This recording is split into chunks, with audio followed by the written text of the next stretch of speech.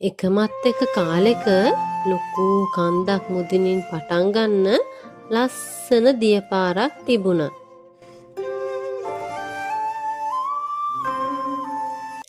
ඒ ලස්සන දියපාර ගලා බහින්නේ ලස්සන ලොකු පොකුණකට. හැබැයි ඒ පොකුණ ළඟ ජීවත් වුණා ලොකු නපුරු වලහෙක්. මේ නපුරු වලහා කැලෑවේ තියෙන පළතුරු ගස්වල හැදෙන හැම පළතුරු ගෙඩියක්ම කාලා දැම්මා. කාටවත්ම ඉතුරු කරේ නැහැ. එයා පළතුරු කන්න ගත්තාම භාගයක් එයා කනවා, අනිත් භාගෙ විනාශ වෙලා යනවා. ඒ විතරක් නෙවෙයි, එයාගේ පළතුරු ගස්වල පළතුරු කන්නේ නැන අනිත් සත්තුන්ට එයා කරදර කරා, ගැහුවා, තුවාල කරා. මේ පළතුරු සේරම මගේ විතරයි. මේ පළතුරු කන්නේ මම. වෙන කාටවත්ම දෙන්නේ නැහැ. ඉතින් පුතේ, සත්තු කවුරුවත්ම කැමති නෑනේ මේ නපුරු වලහගෙන් ගුටි කන්න. ඒ නිසා කැලෑවේ පළතුරු කන්න හැම සතෙක්ම කැලෑවේ ඈත වෙනත් තැන්වලට ගිහින් ජීවත් වුණා.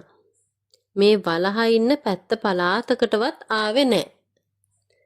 මේ වලහා ඉන්න පැත්තේ පළතුරු නැති වුණාම නපුරු වලහා කැලෑවේ ඈත තියෙන අනිත් සත්තුන්ගේ පළතුරු ගස්වලටත් පැනලා කාලා විනාශ කරන්න පුරුදු වුණා. මේ පළතුරු හරිම රසයි. මට බඩගිනි. ඔක්කොම කන්න ඕනේ. වලහගේ පොකුණට දියපාරක් ගලාගෙන එන කඳු මුදුනේ වඳුරු රංචුවක් හැංගිලා ජීවත් වුණා. ඒ වඳුරු රංචුවට උපදෙස් දෙන්නේ වයසක වැඳිරියක්. ඒ වැඳිරිය අර නපුරු වලහගේ හැටි හොඳටම දැනගෙන හිටියේ. ඒ නිසාම නපුරු වලහට දැනගන්නවත් බැරි විදිහට හැංගිලා ඉන්න ඕන විදිහ රැළේ අනිත් වඳුරන්ට කියලා දුන්නා. මේ දියපාර ළඟ සරුවට හැදෙන අඹ ගහක් තිබුණා. ඒ අඹ හරිම රසයි. හැබැයි මේ වයසක වැඳිරිය හැමදාම කියන්නේ මොකද්ද දන්නවද? මේ අඹ ගහේ දියපාර පැත්තේ තියෙන අතුවල මලක්වත් පිපෙන්න දෙන්න එපා. නිතරම බලන්න. ගෙඩියක් නම් හැදෙන්න දෙන්නම එපා. අයියාචි අම්මෝ හැමදාම මෙහෙම කියන්නේ. අපරාධනේ. ඒ ගහේ ගෙඩි හරිම රසයිනේ. ඒ පැත්තේ ගෙඩි හැදුනොත් මහා විනාශයක් තමයි සිද්ධ වෙන්නේ දරුවෝ. මම කියන දේ ඒ විදිහටම කරනවල්ලා. එතකොට අපි හැමෝම ආරක්ෂිතයි. ආච්චි කරන්නම්. ඉතින් මේ වඳුරු රංචුව අර අඹ ගහේ මල් හැදෙනකොටම දියපාර පැත්තට තියෙන අතුවල මල් සේරම කඩලා විසි කරලා දානවා. එක ගෙඩියක්වත් හැදෙන්න දෙන්නේ නැහැ. ඉතින් පුතේ, ඔය අතර වාරේ දියපාර පැත්තේ අත්තක දිමි ගොටුවකට මුවා වෙලා එක මල්ලිත්තක් ඉතුරු වුණා. මේ මල්ලිත්ත කාටත් හොර රහසේ මල් පිපිලා ගෙඩි හැදුණා. දිමි ගොටුව ඇතුලේ නිසා ඒ අඹ ගෙඩි කවුරුත්ම දැක්කේ නැහැ. කාලයත් එක්කම මේ අඹ ගෙඩිය හොඳට පැහිලා ඉදිලා බිමට වැටුණා. බිමට වැටුණා කිව්වට ඒක වැටෙන්නේ දියපාරටනේ දරුවෝ.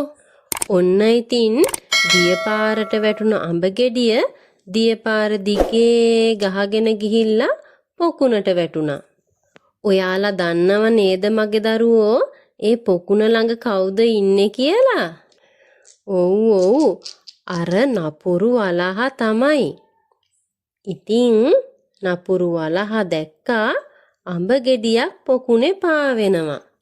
පොකුණේ තියෙන අඹ ගෙඩිය අරගෙන කාලා බැලුවම වලහට දැනුණා එහෙම රස අඹ ගෙඩියක් කවදාවත්ම එයා කාලා තිබ්බේ නැති බව. පුදුම රසක්නේ මේ අඹ ගෙඩිය තියෙන්නේ. මම කවදාවත් කාලා නැහැ මේ තරම් රස අඹ ගෙඩියක්. මේ පැත්තේ අඹ ගස්වල ගෙඩිවල රස මම හොඳට අඳුරනවා. කොහෙන්ද මේ අඹ ගෙඩිය මෙතනට ආවේ? පොකුණට එන දියපාර දිගේ ගහගෙන එන්න ඇති. ඒ පැත්තට මම කවදාවත්ම ගිහිල්ලා නෑනේ. ගිහිල්ලම බලන්නම්කෝ. වලහ දියපාර දිගේම ඇවිදගෙන ආවා. වලහ එනවා දුර ඉඳන්ම දැකපු වයසක වැඳිරිය දරුවන්ට අනතුරු ඇඟෙව්වා. "සේරමල හැංගෙනවා. අයියෝ! අපි විනාශයි! දුවනවා! අර කන්දේ හා පැත්තේ තියෙන ගල් ගුහාවට ඉක්මනට දුවනවා!" වඳුරු රංචුවම ගල් ගුහාවට දුවලා හැංගුණා. වලහා අඹ ගහ ළඟට එනකොට හැමෝම හැංගිලයි හිටියේ. අඹ රස වලට වහ වැටුණු වලහා ගස්වලට නැග සේරම කෑවා. විනාශ කරලා දැම්මා. මේ අතර ගල් ගුහාවේ හැංගුණු වඳුර රංචුව මේ කරදරයෙන් බේරෙන්න විදිහක් ගැන සාකච්ඡා කළා. "මට නම් තේරෙන්නේ නෑ. දැන් මේ නසරාණි වලහගෙන් බේරෙන්නේ කොහොමද කියලා. අයියෝ! අපි විනාශයි." මේ වඳුරු රංචුවේ හිටියා චූටි නුවණක්කාර වඳුරු පැංචෙක්. ආච්චියේ අපි මේ නපුරු වලහව ගුහාව තුල හිර කරලා දාමුකෝ.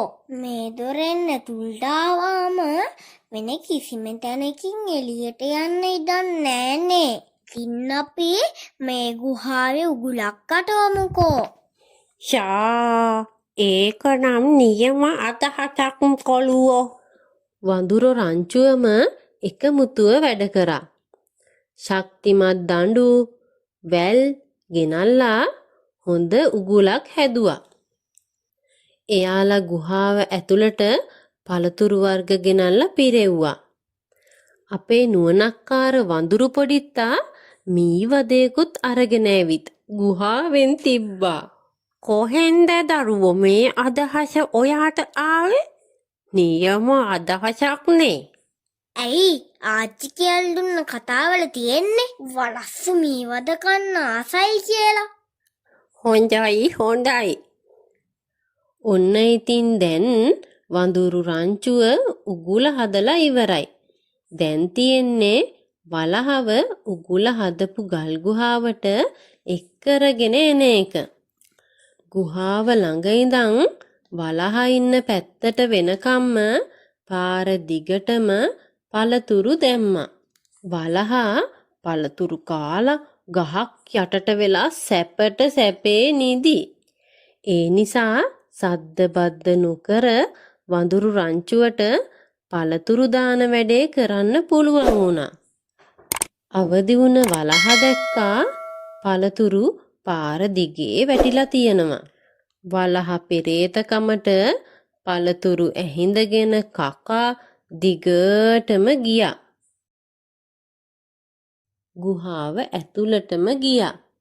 ගුහාව ඇතුලේ තියලා තිබුණ මී වදේ ගත්ත ගමම්ම උගුල ගැස්සිලා ගුහාව ඇතුලේ වලහා හිර වුණා. කවුද? මේ මොකද උනේ? මට යන්න විදියක් නෑනේ. මම හිර වෙලා.